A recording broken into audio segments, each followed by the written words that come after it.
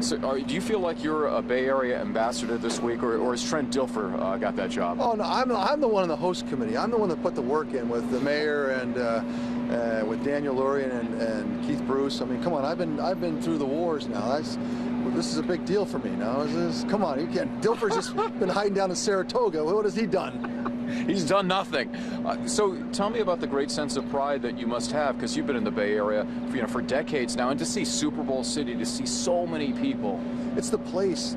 I mean, honestly, it should be in the rotation. And I'm not pitching. I'm just saying it feels like football weather. You know, it's nice, chilly.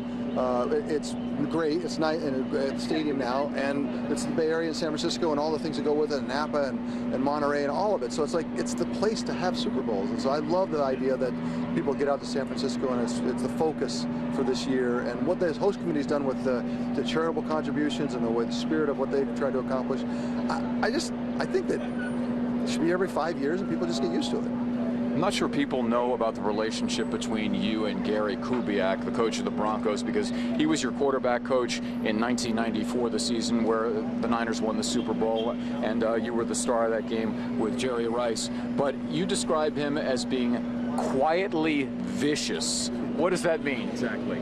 I mean, I think that some people are really ultra competitive and they have to show you every second of the day, and some people are actually really mature about it and say, I am a white hot competitor, but I don't have to do it every second. And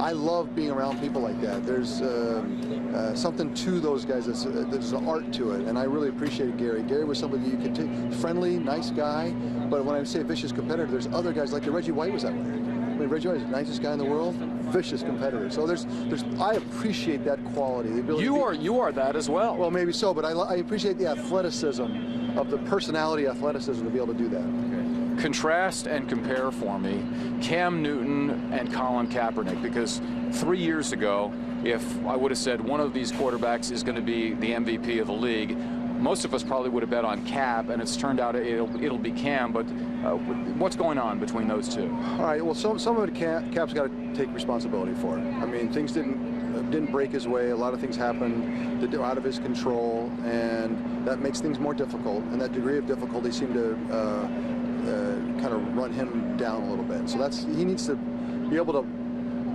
carry the more water. So that's part of it. Part of it's him. Part of it is that things just kind of fell apart around him. And Cam's got all the support. They've built a team that asks Cam to do exactly what he's great at.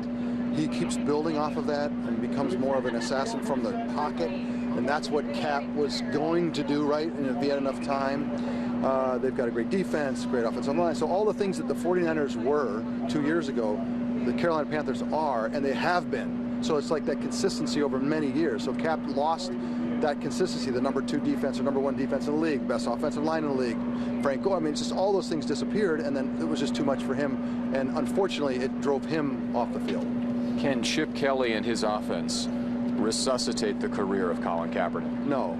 Colin Kaepernick needs to resuscitate the career of Colin Kaepernick. Chip Kelly in the offense may help, but I think he has to be able to withstand all the rigor that is reclaiming his place on the field. That's in the locker room, that's with the fans, that's with the team, that's with all the aspects of, doing the stuff that, that's really hard for him, with, the detail work, the boring, monotonous studying that you have to do to be great as an NFL quarterback. We know he has the talent, he has the physical skills, but the soft skills are what he needs to work on. So Chip being there doesn't hurt, but Cap needs to do the work to actually reclaim it.